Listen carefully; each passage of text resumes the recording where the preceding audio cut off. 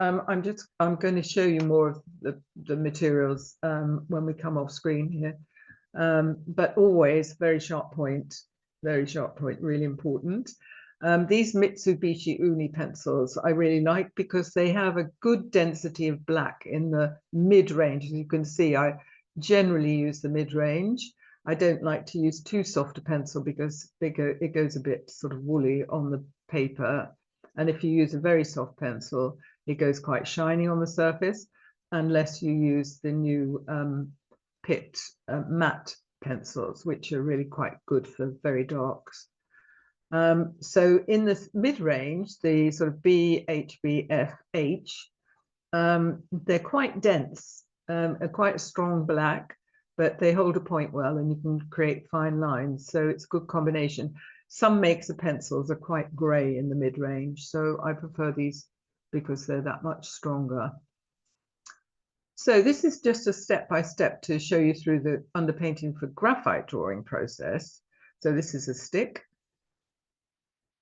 And this is how I start. So on the left, you can see that I've just tinted the paper with the underpainting with the various browns of the stick. Now the stick itself, which is to the right, is much darker than the colors that I put on the underpainting.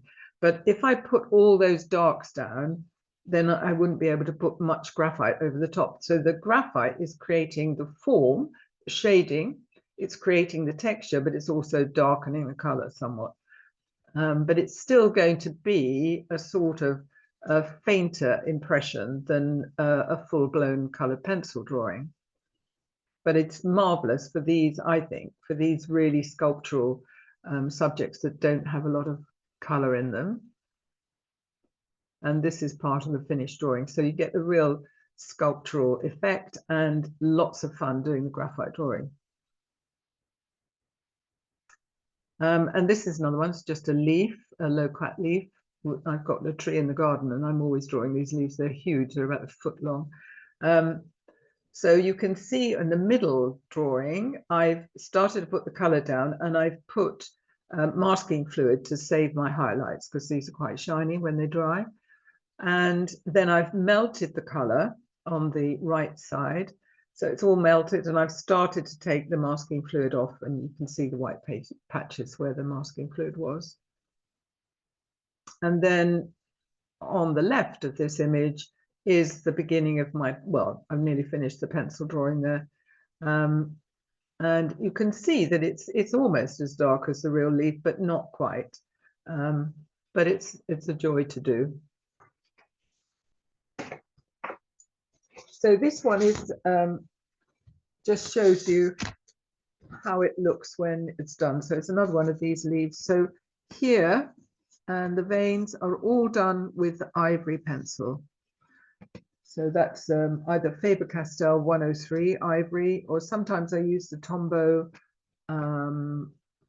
ivory. Or you can use white, but it's difficult to see when you're doing that. And that's why the UV torch really helps because it shows up these lines as you draw them. If you haven't got a UV torch, you can always draw the vein structure on a layout paper, and then on a light box, if you've got, or a lighted window, you can trace your veins in ivory. And then the actual process of doing the color, the graphite over the top. So this is one that I finished. And this is one that I'm sort of halfway through. So I've smudged it.